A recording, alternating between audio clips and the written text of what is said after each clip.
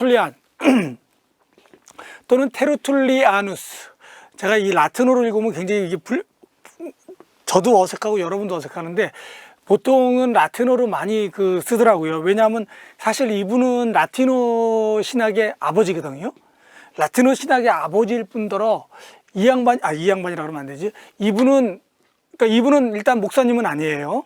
예, 제가 보기에는 이분은 평신도입니다. 그리고 이분의 직업은 변호사.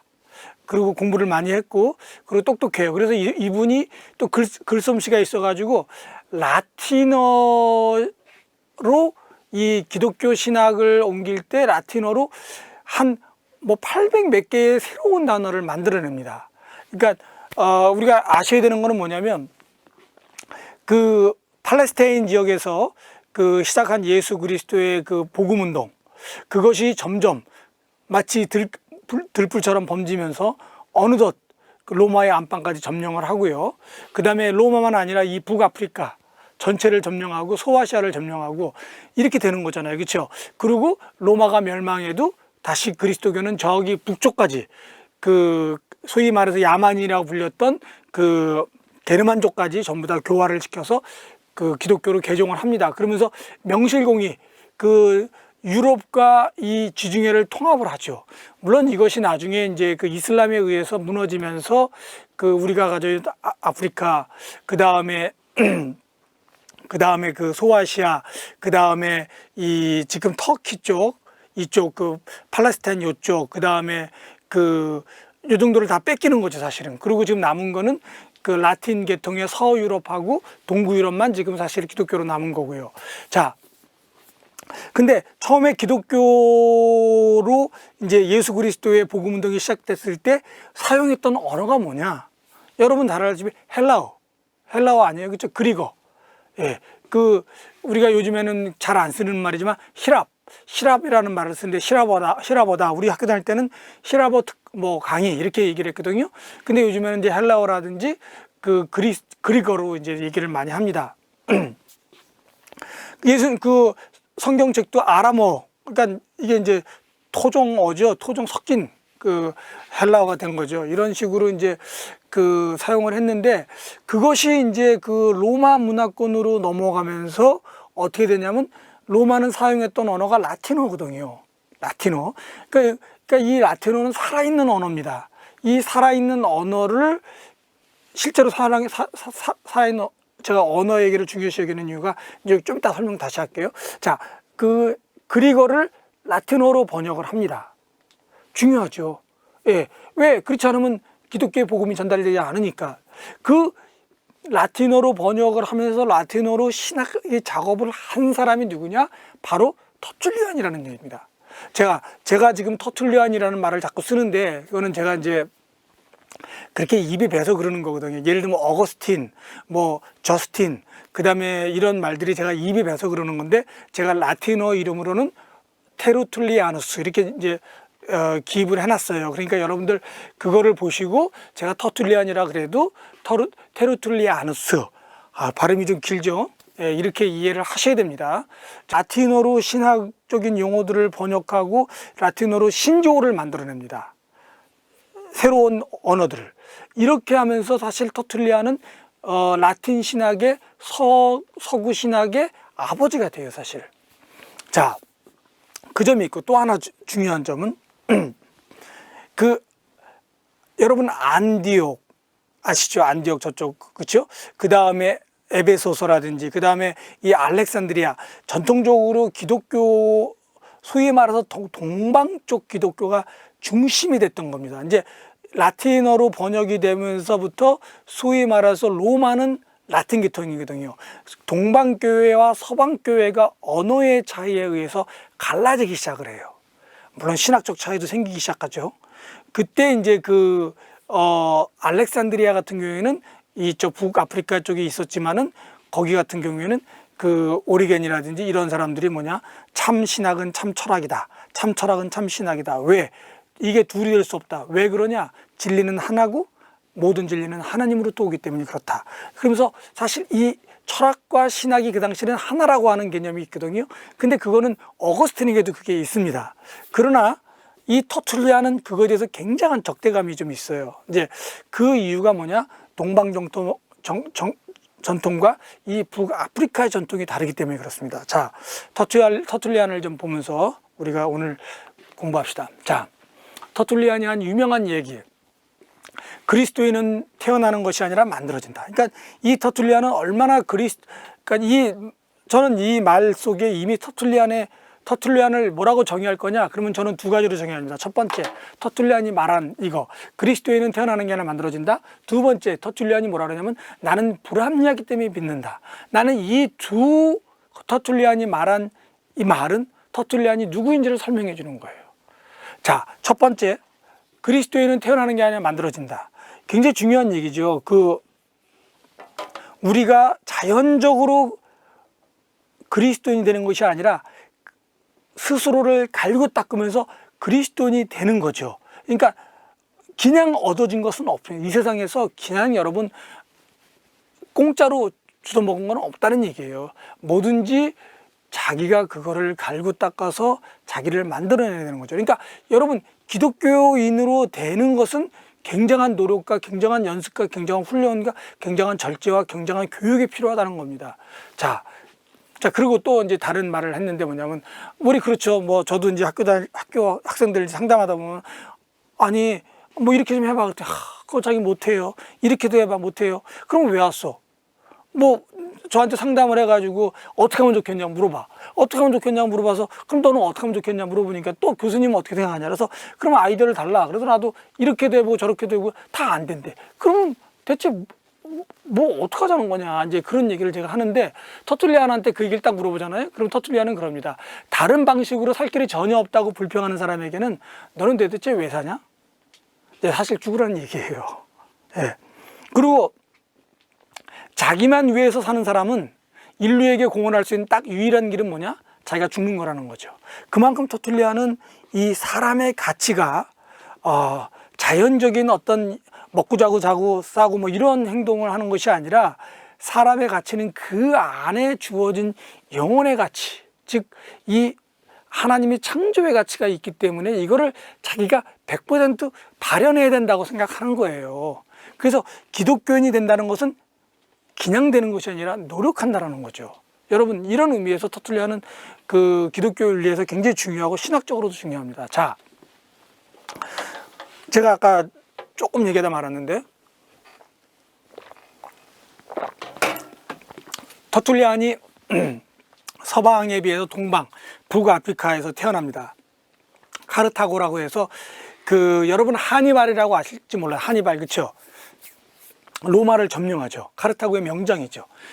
그 알프스를 넘어가지고 완전히 그 적들의 허를 찔러가지고 로마를 멸치는 카니발. 그 카니발입니다. 근데 이제 물론 그 왕국은 몰락하고 로마가 거기를 통합을 하죠. 북아프리카를 다.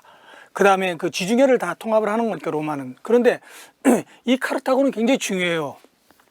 왜 중요하냐면 그 유럽과 이쪽 아프리카를 연결하는 이 해상 무역 쪽이거든요. 이렇게 톡 튀어나왔으니까. 그래가지고 여기가 굉장히 무역이 발달해가지고 굉장히 그 융성한 데입니다. 자, 거기서 태어나서 아버지가 이제 관료였으니까 자기도 이제 그 변호사 직업을 배워가지고 이제 훈련을 열심히 했죠. 자, 근데 제가 여기 순교의 전통이라고 그러는데 북아프리카, 뭐 어디에는 없겠습니다만 북아프리카의 순교의 전통이 굉장히 강합니다. 자, 그 첫 번째 우리에게 남아져 있는 그 라틴어로 된 문서에 보면 어떤 문서가 있냐면 스킬리움 또는 실리움이라고 발음하기도 하는데 실리움 또는 스킬리움, 영어로는 스틸리탄 뭐라고 발음하기도 하고 뭐 그거야 발음하기 나름이죠.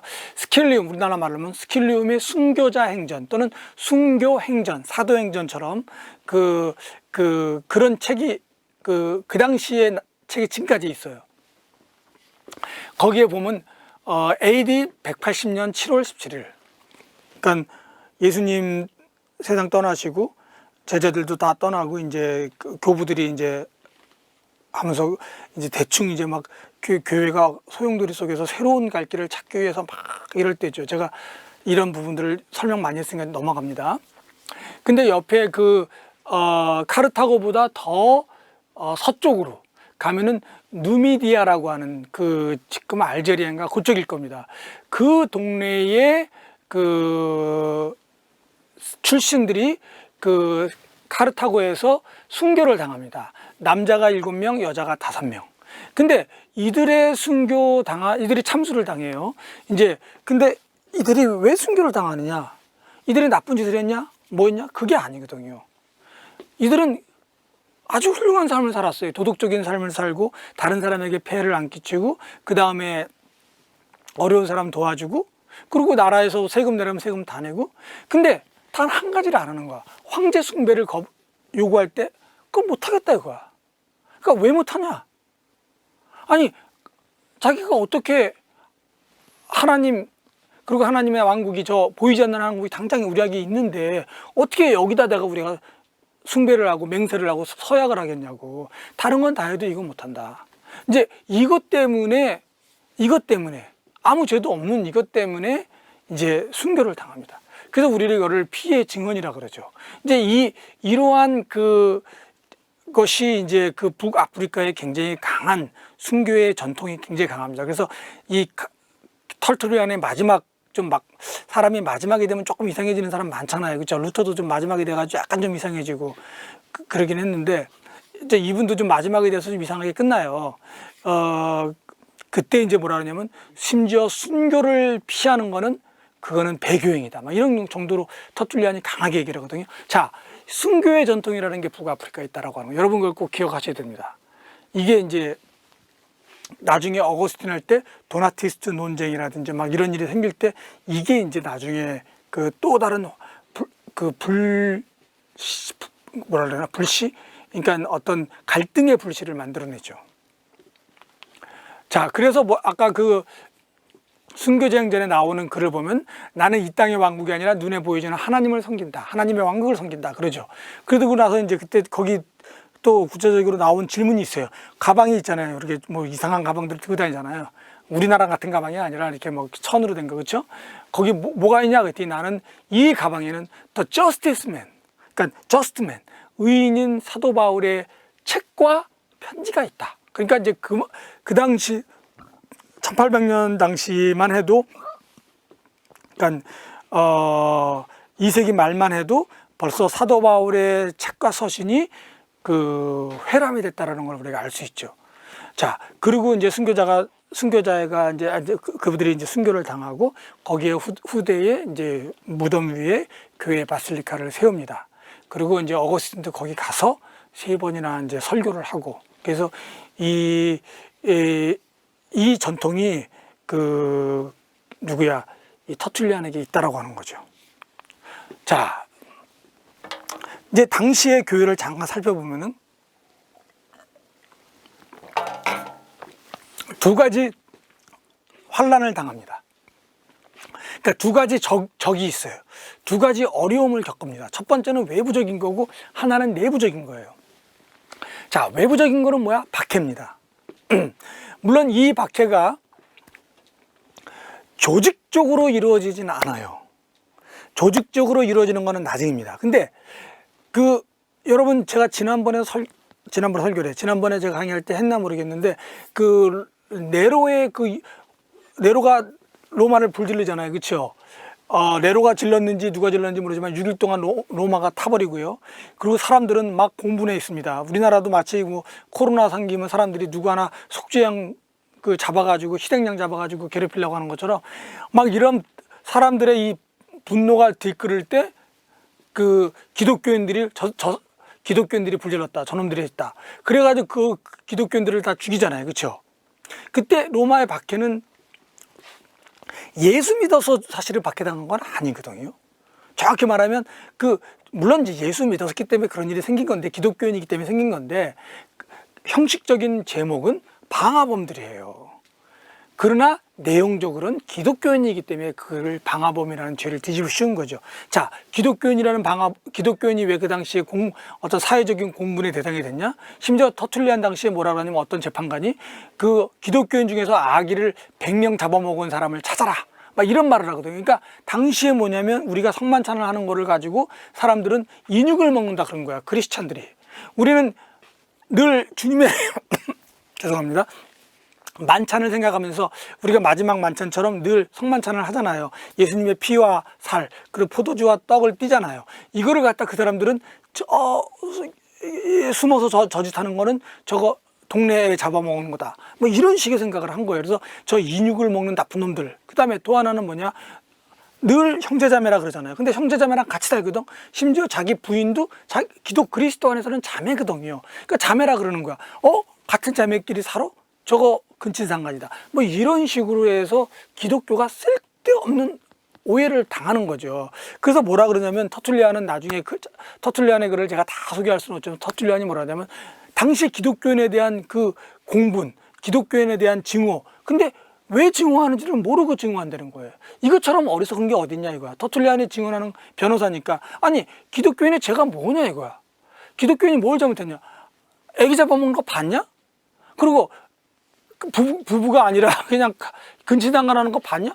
본 적이 없어요. 그리고 볼 일도 없고 아예 원인 무효이기 때문에. 근데 그거를 가지고 사람들은 가짜 뉴스를 만들어내고 옛날이나 지금이나 똑같죠. 뭐 그래가지고 기독교인들을 박해하고 그래서 그 당시에 사회적인 어떤 뭐가 생기면은 그리스도인들을 잡아가지고 경기장에 보내가지고 대신 막 죽게 하고 막 이러는 거잖아요. 자, 그 당시에 그러나 이것은 조직적인 박해가 이루어지기 전에 간헐적으로 계속 이루어진 겁니다. 자, 그럼에도 불구하고 이 교회가 이 박해가 오면 어떻게 돼요? 여러분 참 이런 얘기 뭐하지만은 고문에서 살아남은 사람은 인간이 아니라 그럽니다. 고문을 통해서 그 자기의 자존심을 지키는 사람은 인간이 아니라는 거예요. 왜냐하면 고문은 그렇게 인간을 파괴하거든요. 자, 근데 이 박해가 왔는데 기독교인은 박해를 당하면 점점 수가 줄어들어야 되거든요. 여러분 그렇잖아요. 지금 만약에 우리나라 박해 오기 시작해봐. 우리나라 교인들 많이 줄어들 수 있습니다. 안 줄어들 수도 있고요. 자, 근데 당신은 박해가 강해지면 강할수록 교회는 더 강해지는 거예요. 자, 그래서 터툴리안이 그런 말을 합니다. 우리 그리스도인들은 엄청나게 많다. 도시에만 국한되어 있는 것이 아니다. 사실은 시골에도 있고 벽촌에도 있고 산간지역에 있고 섬들도 있고 우리는 고통을 받으면서 마치 폐허에서 생겨나듯 남녀노소 고위층 사람들까지 그리스도인의 고유한 아름다운 이름을 가지게 되었다. 이게 이제 우리 기독교. 그래서 터툴리안이 그 다음에 여기랑 관련해서 한 유명한 말이 순교자의 피는 교회의 씨앗이다. 이걸 뭐 정확히 번역을 하면 그리스도인의 씨앗이다. 그러니까 순교자가 흘린 피 한 방울 한 방울은 그만큼 기독교인 수를 더 만들어낸다는 거죠. 예, 이런 얘기를 지금 하면서 박해를 이겨내는 거죠. 그래서 그러나 계속적인 박해는 기독교의 존명과 위협을 하는 거예요. 왜냐하면 이게 박해에서 여러분 신앙이 강한 사람들은 순교를 하고 견뎌내지만 약한 사람들은 못 견디거든요. 자, 그래서 그 당시에 그 교회와 복음을 지키기 위한 피해 증언이 터툴리안의 삶 속에서 늘 있었다. 그 다음에 두 번째, 영주주의. 이거는 이제 이단인데 이건 내부적인 적이에요. 자, 영주주의라는 게 여러분 뭐냐면 한마디로 혼합주의입니다. 여러분 그 헬레니즘 문화가 어디까지 가냐면 인도까지 가죠. 간드라. 그래서 간드라 문화를 가지고 여러분 뭐 불상 보면 우리 석굴암에도 보면 꼬불꼬불한 거 막 이렇게 해가지고 이렇게 마치 흑인들 머리 꼬불꼬불한 것처럼 이렇게 된 거 있잖아요. 그런 거. 그런 불상들처럼 그 헬레니즘 문화가 알렉산드리아 대왕 때 그 인도까지 점령을 하고 그래가지고 이게 나름대로 이 문화의 혼합을 이룹니다. 알렉산드리아 대왕은 그거를 좋아했던 거예요. 이렇게 혼합주의. 결혼도 막 인종 간에 시키고. 사실 그래야 또 좋은 점도 있고 나쁜 점도 있겠죠. 그러나 자, 이제 그러면서 어떤 생각들을 가지고 오냐면 여러분 조로아스트교가라든지 또 중동의 종교들 많은 것들이 뭐냐면 이혼에 입각한 종교들이 많아요. 그렇죠? 여러분 마니교라든지 조로아스트교라든지 마니교 같은 경우는 어거스틴이 빠진 종교죠. 그렇죠? 이런 종교들. 근데 이게 이제 영주주의가 이거를 혼합을 해요. 그리고 뭘까지 혼합하냐면 플라톤의 생각. 플라톤 생각이 뭐예요? 플라톤. 여러분 플라톤의 생각이 이데아와 그 다음에 뭐예요? 이 보이는 세상, 진로의 세상과 이데아의 세계를 얘기하면 되잖아요.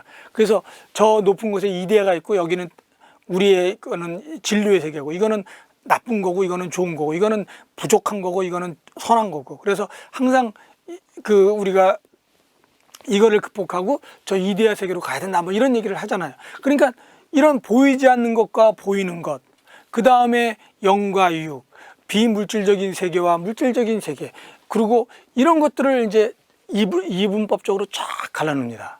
쫙 갈라놓는 거예요. 그리고 이제 더 저거한 거는 참 하나님, 참신 하나님이라고 그러면 안 되죠.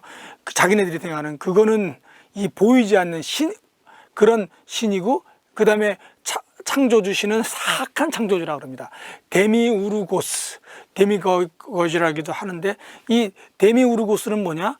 이 열등한 신이에요. 그 열등한 신이 그 높은 신에 의해서 방출돼 가지고 이 열등감이 많고 좀 조바심 나고 막 이런 문제 있는 신이 세상을 창조했다는 거예요. 이게 구약이죠. 구약의 하나님이죠. 막 이런 얘기를 하는 거고. 자, 여기까지는 이런 얘기한다고 문제가 되지 않아요. 근데 문제는 뭐냐? 얘네들이 교회로 들어옵니다. 뭐 정확한 예가 될 수 있는지 모르겠지만 여러분 교회에 신천지들이 파수꾼을 뭐 추수꾼이라 그러나요? 파수꾼이라 그걸 보려고 산업기길 같은 걸 시도하잖아요. 그렇죠? 그래서 어떤 교회 넘어간 교회도 많잖아요. 예, 들어옵니다. 근데 이 사람들이 쓰는 용어나 이런 것들이 기독교에서도 당시의 사회적인 언어이기 때문에 그냥 보통 쓸 수 있는 거예요. 예를 들면 어둠과 빛, 빛과 어둠, 뭐 선과 악, 그렇잖아요. 우리도 그런 용어를 쓰잖아요. 근데 그러면서 신학이 약한 사람이라든지 신앙이 약한 사람이라든지 뿌리가 약한 사람들이 이 영지주의로 넘어가기 시작한 거예요. 그러니까 뭐가 돼요? 문제가 되는 거죠. 이게 교회 밖에 있었으면 상관없어요. 교회 안에 들어와서 지 멋대로 해야 되는 겁니다. 자, 영지주의자들 뭐냐면 육체는 아무 소용없는 것이다. 극단적인 금욕주의를 주장하는 사람들이 있습니다. 그래서 육신과 결혼을 금하는 사람들이 있어요. 그래서 기독교 내에서도 이 육신을 이거는 악의 상징이다. 그래가지고 막 금욕을 하고 막 이러는 사람들이 생기는 거죠. 자, 그리고 결혼도 안 해야 된다 그러고. 여러분 신약 성경에도 그런 요소가 있지만 그 영지주의라고는 아니고, 그러니까 결혼과 육식에 대한 뭐 이런 거 금지는 특히 기독교에서는 뭐냐면 그때 종말론적인 이해 때문에 그런 거고요. 자, 그건 했으니까 넘어갑시다. 자, 제가 이제 걱정하는 거는 극단적인 금욕주의도 문제지만 또 반면에 윤리적인 어떤 너무 해이주의. 뭐냐, 이 육신을 갖다가 이건 아무 필요 없는 거라 그러거든요. 이건 아무 필요 없는 거예요. 그래서 예수님이 돌아가신 것도 몸에 돌아가신 게 아니라 영이 실제로는 겉에서 이렇게 죽은 것처럼 보였다는 거예요. 가연설. 그러니까 이 몸은 아무 의미가 없는 거기 때문에 이 사람들은 이 몸을 막 관리해도 상관없다는 거야. 순교, 금욕, 이거는 구원하고 아무 관계 없다는 거예요. 내가 뭐 죽어도 뭐 순교받아도 하늘나라 못 간다는 거죠. 왜? 거룩한 지식, 자기네가 말하는 그런 영지를 얻지 않으면 못 간다는 거예요. 자, 그게 이제 그 뭐냐면 자기들이 생각하는 구원을 받으려면 거룩한 영적인 지식, 영지, 소위 나스틱, 그대로 읽으면 그나시스, 그렇죠? 그래서 우리 여러분 그나시스 그런 말을 많이 쓰는 거예요. 그게 스피리추얼 날리지를 말하는 겁니다. 그게 있어야 구원받는 거죠. 그러니까 뭐 순교당해서 구원받는다? 여러분 금욕, 뭐 이렇게 금욕 생활을 한다고 구원받는다? 아니다. 그러니까 이제 마구 행동을 하는. 여러분 사실 예수 믿는 사람 중에서 저는 이제 이게 우리 윤리하는 사람들이 조심해야 될 게 뭐냐면 실질적인 영지주의자들이 우리 안에도 있어요. 그래가지고 그 교회 생활할 때 기본적인 규칙 이런 거 자기는 그런 거 안 지켜도 돼. 자기는 영적인 사람이기 때문에 교회의 어떤 프린시플을 안 지켜도 되는 거예요. 교회의 훈육을 싫어합니다. 내가 영적으로 다 통하는데 이런 게 뭐가 필요해? 여러분 필요합니다. 물을 마시려면 그릇이 되는 것처럼 여러분 그릇이 없는 사람들은 물을 못 마셔요. 그렇다고 빨대 먹다가 먹다 그러지 말고요. 자, 그래서 아까 말한 것처럼 영지주의가 교회 밖에 있으면 상관없는데 교회 안에 들어와서 자기 교회 거를 혼합주의로 만듭니다. 그러면서 그리스도교의 근간을 흔들죠. 가장 중요한 게 뭐야? 이 사람들이 했던 게 뭐야? 구약을 제거해버리죠. 여러분 기억하세요? 여러분 이거 윤리 듣기 전에 다 조직신학 들었고 뭐 교회사 들었고 다 듣는 사람들이니까 금방 이해할 거예요. 구약을 제거합니다. 여러분 왜 우리 기독교에서 구약을 그 신약과 하나로 뭉친지 아세요?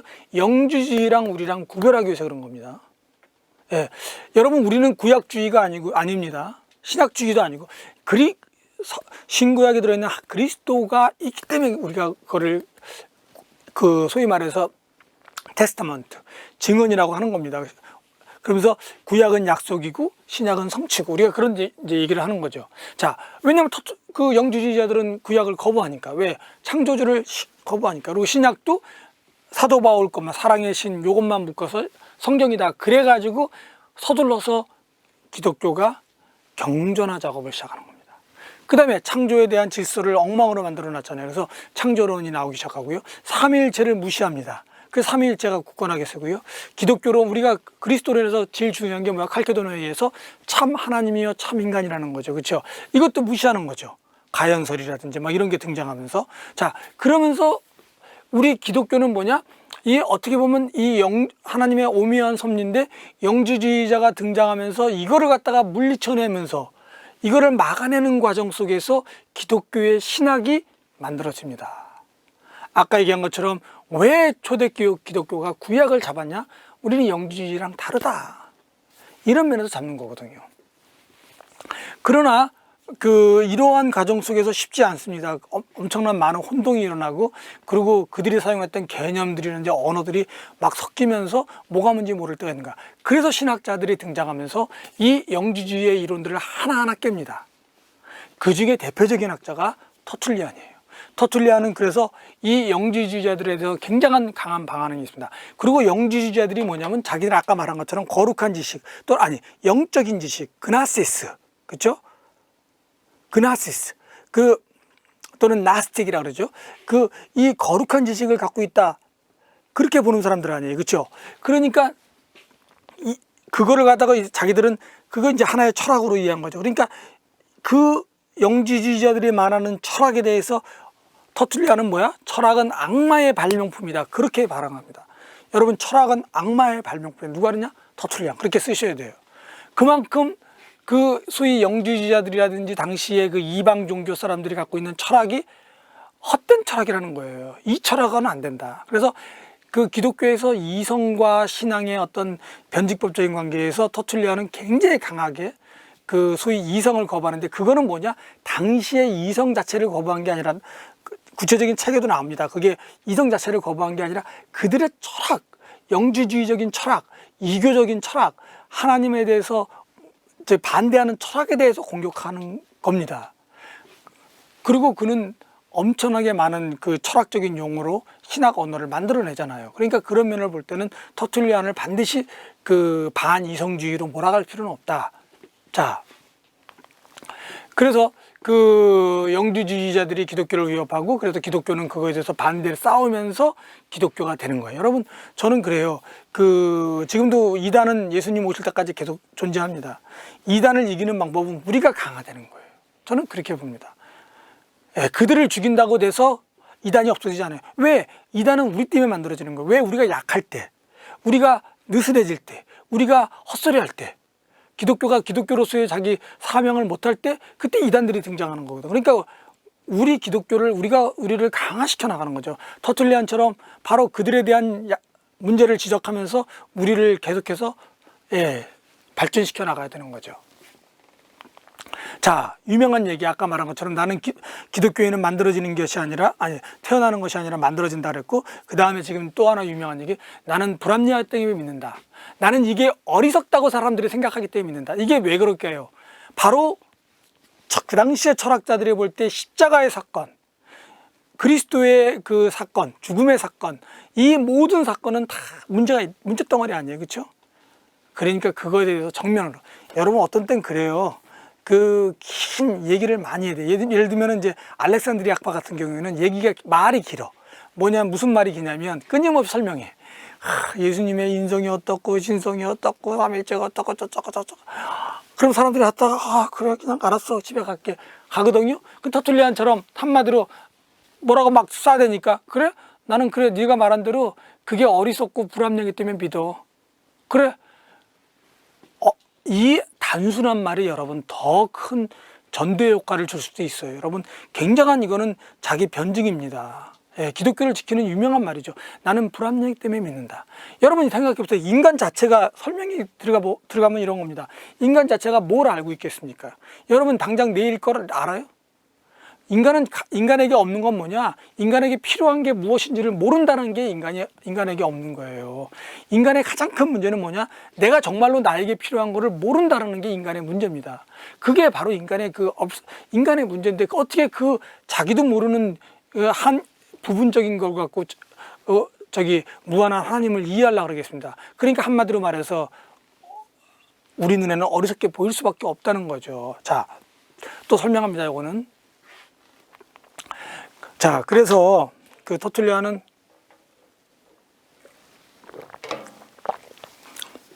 그리스도교의 육신론이라는 책을 씁니다. 거기에 이제 이 책을 왜 쓰는 거냐면 터툴리안은 영혼론도 써요. 그 다음에 이제 책을 굉장히 많이 써요. 육신론이라는 책을 쓰는데 뭐냐면 영주주의자들은 뭐냐? 예수 그리스도의 몸이 가짜라고 하는 거죠. 이거는 아무 중요하지 않다는 거죠. 그래서 이 육신론에 보면 이 하나하나 다 그거를 깹니다. 여러분 기독교 윤리에서도 가장 큰 문제가 되는 게 영주주의자들이에요. 예, 이 몸의 부분을 우습게 생각하는 사람. 여러분 믿음 생활이 뭐 영적인 거로만 이어진다고요? 아유, 그렇지 않죠. 영과 육이 하나라고 하는 겁니다. 이게 다른 게 아니에요. 여기서 잘못되면 위에도 잘못되는 거고요. 위에가 잘못되면 밑에도 잘못되는 겁니다. 그래서 이 사이코소메릭이라 그러잖아요. 사이코소메릭. 사이코와 이 소마 이거는 하나라는 거예요. 영과 육은 하나라고 하는 겁니다. 이게 연결되어 있다는 거죠. 그래서 이 초대 그래서 이제 가연설이라고 하는 게 뭐냐, 도세티즘이라 그러는데, 그거는 예수님께서 이제 심지어는 이런 얘기하죠. 십자가를 지고 가다가 살짝 바깥치기 해가지고 예수님 빠지고 다른 사람이 죽었다 라든지 말도 안 되는 얘기죠. 그리고 예수님이 십자가 죽은 거는 그건 가짜가 죽은 거 그렇게 보이는 것 뿐이다. 죽을 수도 없나, 어떻게 하나님의 아들이 죽냐, 이건 말도 안 된다, 뭐 이런 식의 얘기를 통해서 막 많은 사람들을 홀리는 거예요. 그러니까 사람들이 그러게 예수님 하나님의 아들이 왜 죽지? 죽을 수가 없잖아요. 그렇죠? 이거 이상하다. 뭐 이런 식으로 사람을 홀리는 거예요. 그래서 그것에 대해서 이거는 철저하게 반영주주의적인 논문입니다. 길진 않아요, 여러분. 번역됐습니다. 라틴어에서 우리나라 말로. 예. 자, 여기 5장, 저 V가 로마 문자로 5죠. 5장 4절. 굉장히 중요한 거예요. 자, 제가 읽어볼게요. 이 책의 핵심입니다. 내가 수치에 개의치 않을 때, 제가 이제 이거를 제가 번역한 게 아니라 분도 출판사에 나온 거를 그대로 옮겨왔기 때문에 약간 좀 어색한 부분이 옛날 번역이라 좀 있어요. 개의치 않을 때 미련함이 내게는 선이 되고 어리석음이 내게는 행복이 된다는 사실을 입증해 보이는 것 말고는 부끄러워할 것이 내게 달리 없다. 좀 말이 좀 긴데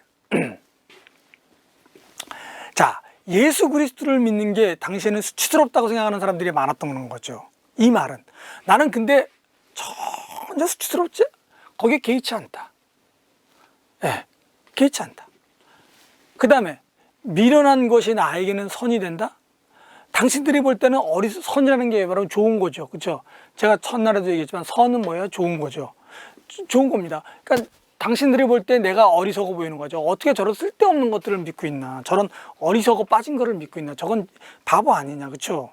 유대인들에게서는 나무에 매달린 자는 저주받은 자예요. 그렇죠? 그리고 로마 사람들에게 십자가는 정치적인 범처럼, 이거는 실정법이 어긋나가지고 죽이는, 정치범을 죽이는 형벌인데 이거 어떻게 그러겠냐고, 이 바보들 아니냐, 그리고 어떻게 하나님 아들이 죽냐, 뭐 이런 막 얘기들이 나오면서, 그러나 당신들이 생각할 때 미련하다고 하는 것은 내게는 그러니까 좋은 것이다. 그리고 어리석음, 예? 어리석음은 내게 I'm happy. 내가 어리석으면 어리석을수록 내가 행복하고, 내가 미련하면 미련할수록 나는 좋아진다는 거죠. 여러분, 예수 믿어서 미련한 사람, 예수 믿어서 어리석은 사람은 행복하고 보기 좋은 사람들입니다. 세상 사람들이 그렇게 보는 것 뿐이죠. 우리는 이 안에 보물이 있기 때문에 그런 거죠. 자, 그래서 이러한 사실을 입증해 보이는 것 말고는 달리 부끄러울 것은 내게 없다. 그러니까 난 다 털어서, 자, 한마디로 얘기했다. 나는 수치스러운 거 개의치 않는다. 그 다음에 난 바보다. 나는 어리석다. 나는 미련하다. 난 그것이 선이고 그것이 행복이다. 난 그거 외에는 할 말 없다. 그러면서 나온 말입니다. 이게 유명한 말입니다. 여러분 꼭 요거를 기억하셨으면 좋겠어요. 하나님의 아들이 십자가에 못 박히셨다는 사실은 부끄러울 할 일이, 그러니까 이게 반어법을 써요, 이 사람이요. 굉장히 라틴어를 쓸 때 이 사람 반어법을 쓰는데, 세상 사람들이 보기에 부끄러워할 일이다. 나는 그 부끄러워할 일이기 때문에 나는 그것을 부끄럽게 여기지 않는다. 그러니까 니들이 그건 shameful, 어떻게 저러냐. 그래서 나는 그거를 받아들인다, 그거예요. 예. 당신들이 부끄러워할 일이라고 간주하기 때문에 나는 부끄럽게 생각하지 않는다. 자, 첫 번째 하나가 십자가에 못 박히셨다는 사실을 부끄러워할 일이기 때문에 나는 부끄럽지 않다. 자, 그 다음에 두 번째, 하나님의 아들이 죽으셨다. 그 사실은 어리석은 일이에요. 그렇죠? 사람들이 보기에는. 아까 불합리한 거죠. 이거를 이제 저는 불합리하라고 번역을 한 거예요. 자, 하나님의 아들이 죽으셨다. 그거는 아주 불합리한 일이다. 나는 그러기 때문에 믿는다. 그래서 나는 불합리하기 때문에 믿는다라고 하는 유명한 그 카툴리안의 말에 나오는 겁니다. 여기서.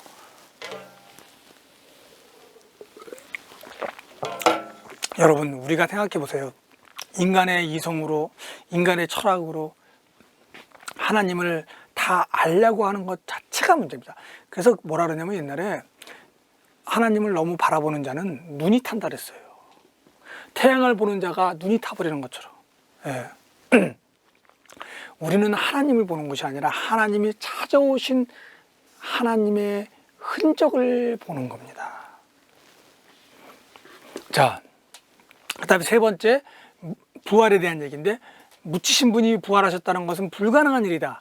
그렇기 때문에 이건 가장 확실하다. 자, 첫 번째, 십자가는 부끄러워할 일이기 때문에 부끄러워할 일이기 때문에 난 부끄럽게 생각하지 않는다. 두 번째, 그리스도의 죽음이죠.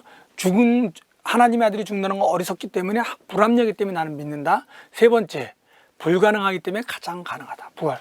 그래서 여러분, 부활은 뭐냐? 불가능의 가능성입니다. 불가능한 것을 가장 가능하게 만드는 거예요. 여러분, 여기에 엄청난 철학이 있고 엄청난 신학이 있는 겁니다.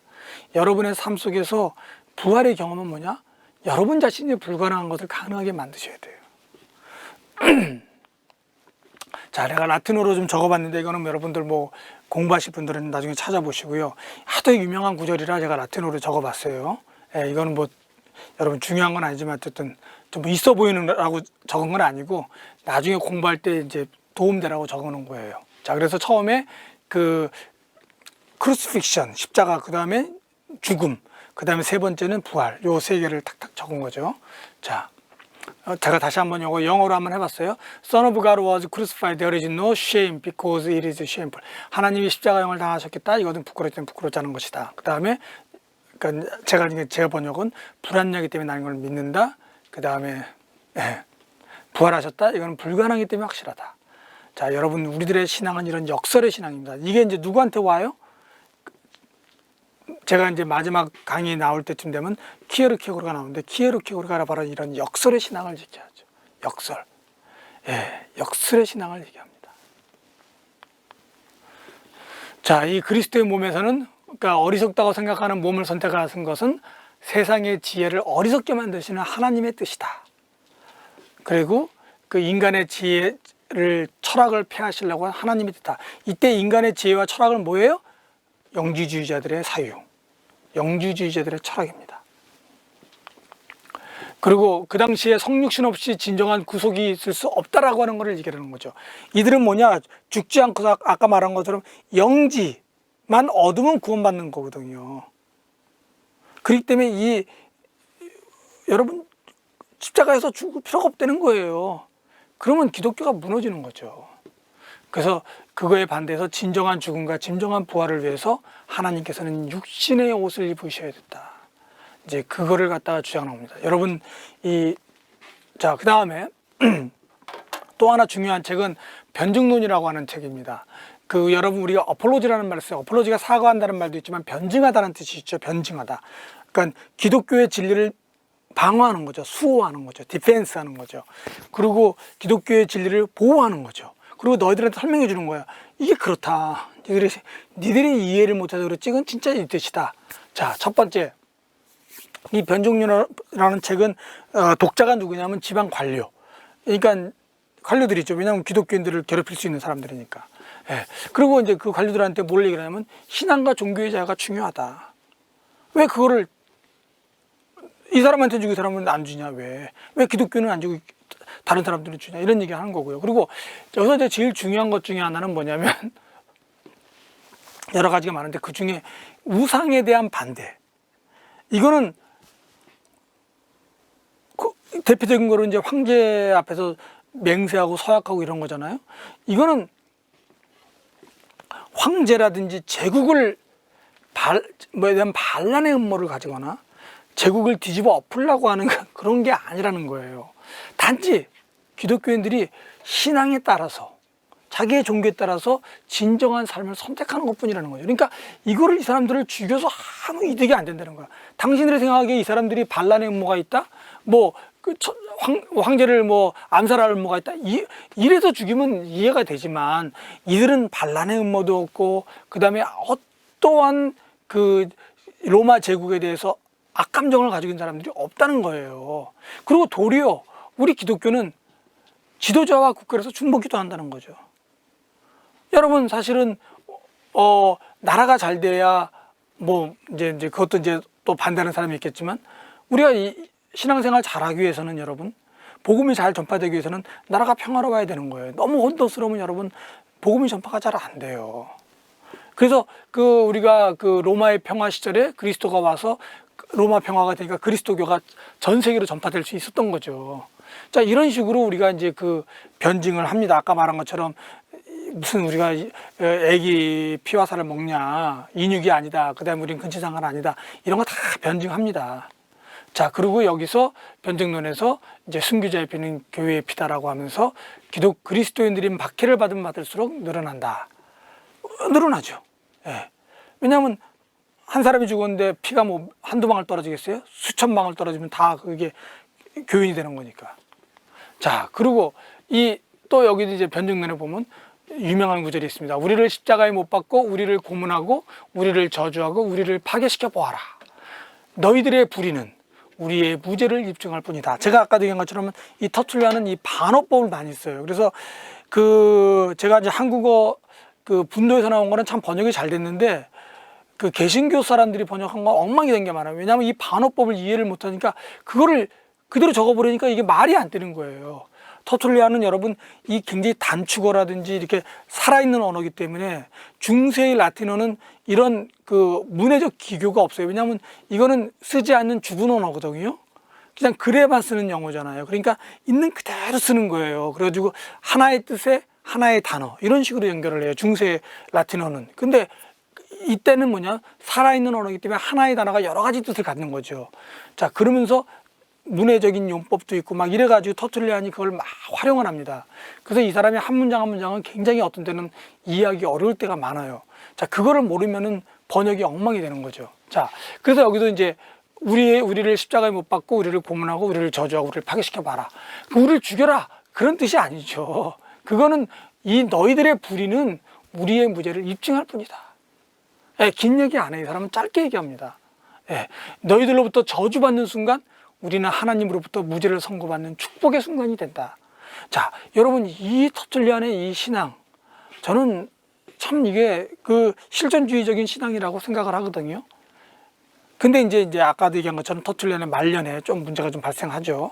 자, 그리고 이단에 반대해서 계속해서 이제 하는 거 뭐냐면 세상의 지혜라고 잘난 척하는 철학은 하나님의 경륜과 본성에 대해서 경솔한 해설자다. 여러분 하나님의 신비를 철학의 이성의 눈으로 이해하려고 하는 것 자체가 문제가 됩니다. 보여주신 우리가 계시를 이해하는 건 돼요. 하지만 이거를 넘어서 하나님 본성에 대해까지 이해하려고 한다? 하나님의 경륜? 아니죠. 그래서 이단자들은 철학을 이용해서 이단 교서를 부추기고 선전선동을 한다. 그래서 이제 터툴리안은 볼 때 이단과 철학은 늘 같은 거다. 같은 주제만 논의해 왔다. 그거죠. 그래도 뭐라 그러냐면 그 유명한 구절이 나오는데 불행한 아리스토텔레스여. 그대는 이제 아리스토텔레스가 이제 논리학의 천재잖아요.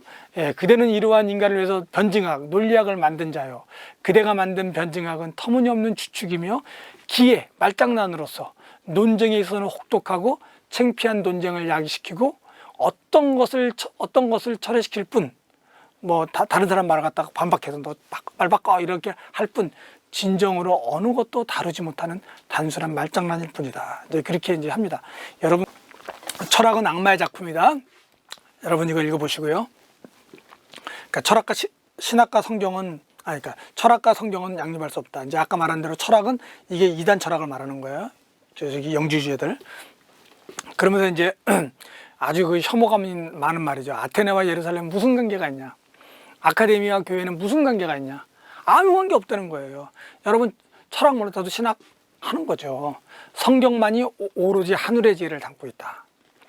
그러면서 당시에 이제 철학을 통해서 이제 그 기독교를 설명하려고 하는 많은 그 기독교 안에 있는 사람들이 반대하고 그 다음에 이제 영지주의자들을 반대하는 거죠.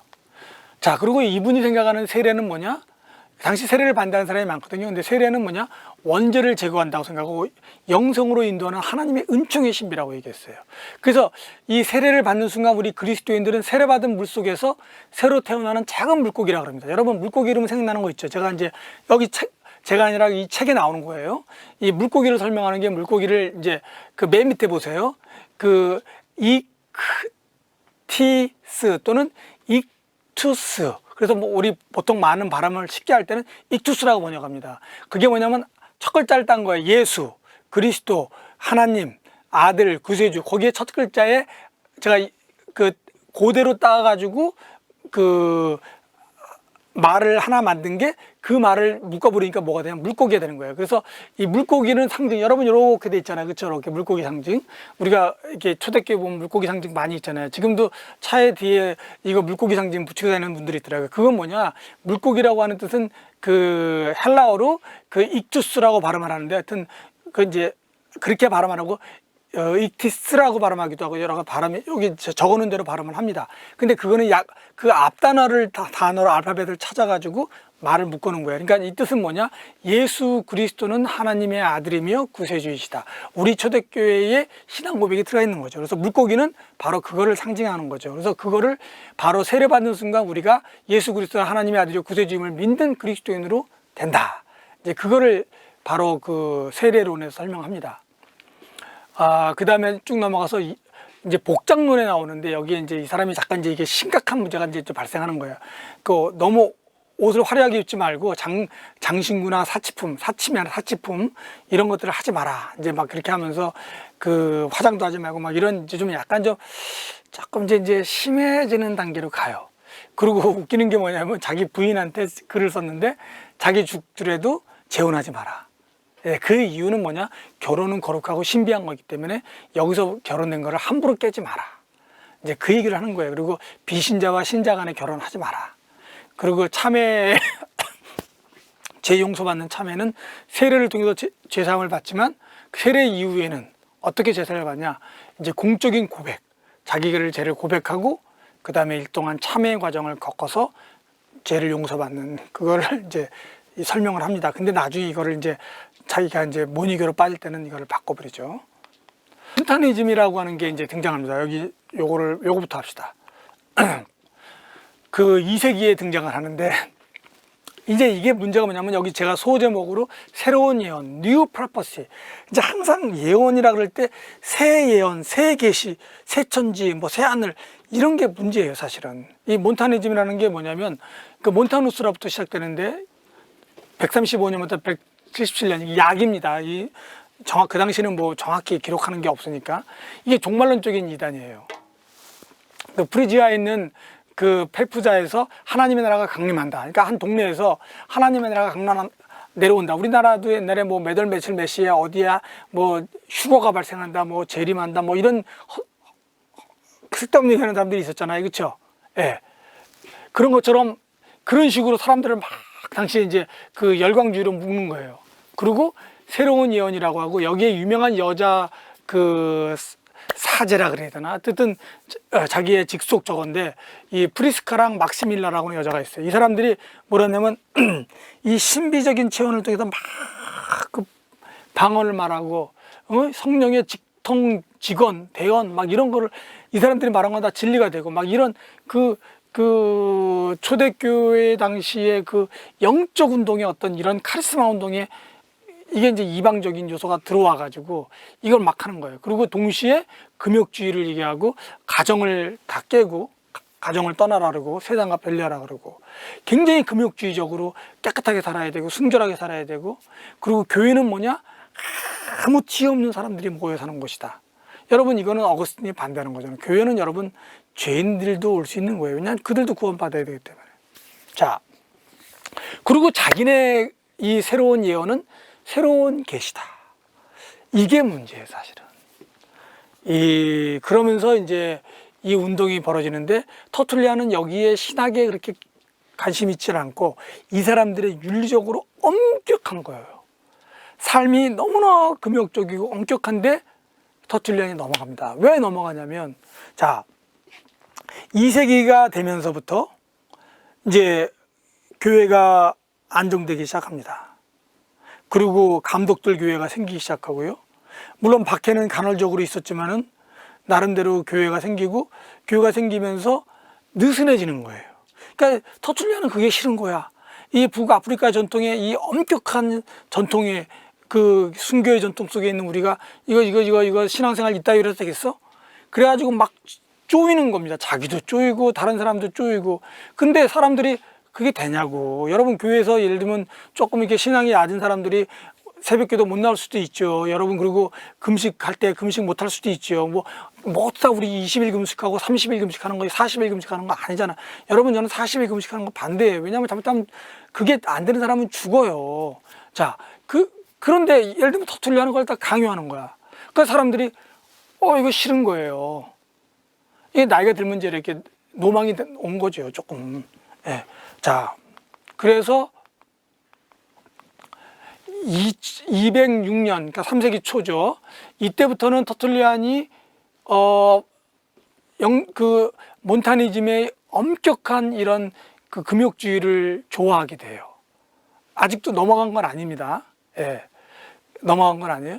3세기죠, 이제. 그 다음에 이제 213년에 본격적으로 글로 넘어가요. 그래서 그곳의 지도자가 되는데 자기가 볼 때도 몬타니즘이 문제가 많어.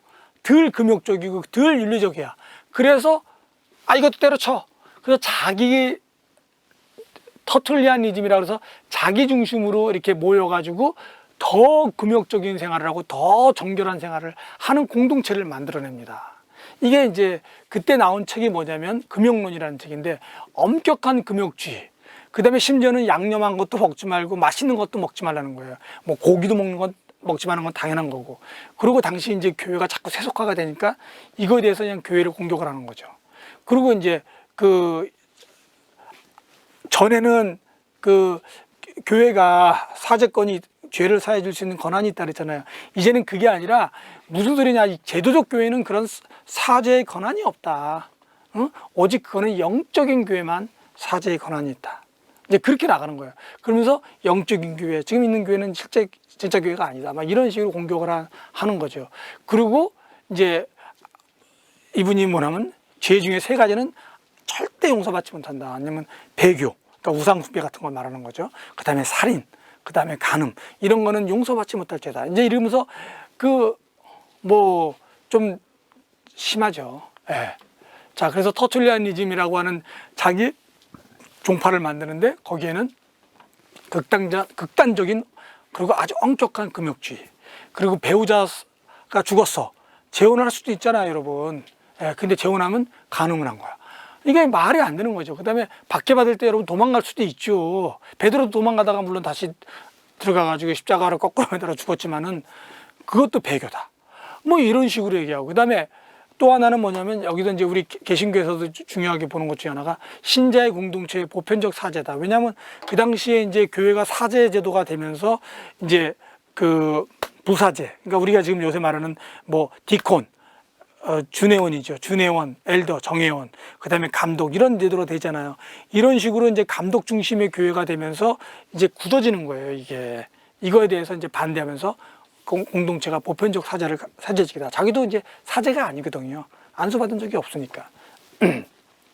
그래서 반교회주의, 교계주의고 반교회 건의주의로 나갑니다. 그래서 내면적인 성령의 교회가 진정한 교회로서 우리를 구원에 인도하고, 외면적인 감독들의 교회는 이거는 니네 잘못하다간 딱 멸망으로 가는 지름길이다, 이런 식으로 설명을 해요. 이게 극단적이 되니까 나중에 터툴리아니즘이 이제 정죄를 당하죠. 자, 그러나 터툴리아니즘을 우리가 볼 때, 자, 터툴리아는 마지막에 그 루터도 마지막에 되면 이게 문제가 좀 많이 발생해요. 예. 그때 루터를 좀 빼고 터툴리안도 마지막을 빼면은, 터툴리안은 굉장한 중요한 공헌을 하는 게 뭐냐면, 그 당시에 그 교회를 보호하고요, 기독교인을 보호하고, 그러니까 쉽게 말해서 터툴리안은 변호사 출신이라 그랬죠. 그래서 기독교인들에게 대해서 공정한 재판을 요구하고요, 그러면서 종교의 자유를 얘기하고, 그래서 종교의 자유를 얘기한 첫 번째, 물론 첫 번째라고 말하면 안 되지만, 라틴 신학에서 아주 이 변호사로서 공개적으로 이 문서를 써가면서 한 사람이 바로 터툴리안입니다. 이게 이제 종교의 자유가 나중에 영국이라든지 유럽에서 나오고 미국에서 뒤집어 나오고, 종교의 자유라고 하는 그 신앙의 자유를 통해서 사실은 인권이라는 개념이 만들어지는 거죠. 여러분, 이 종교의 자유를, 터툴리안이 신앙의 자유를 얘기를 하는 겁니다. 이 점에서도 되게 중요하고, 그 다음에 터툴리안에서 이 윤리적인 훈련, 이건 필요하다고 하는 거죠. 예, 필요합니다. 그 다음에 터툴리안에서 무엇보다 중요한 것은, 아까 만들어진다 그랬을 때는 그 윤리적인 훈련을 말하는 거고, 그 다음에 터툴리안에서 제일 중요한 것 중에 하나, 제가 여러분 꼭 기억해야 될 것은, 나는 불합리하기 때문에 믿는다. 그거는 이 짧은 그 한 단어로, 아니면 한 문장으로 기독교의 진리를 여러분 파악할 수 있는, 예, 아주 놀라운 겁니다. 이게 이런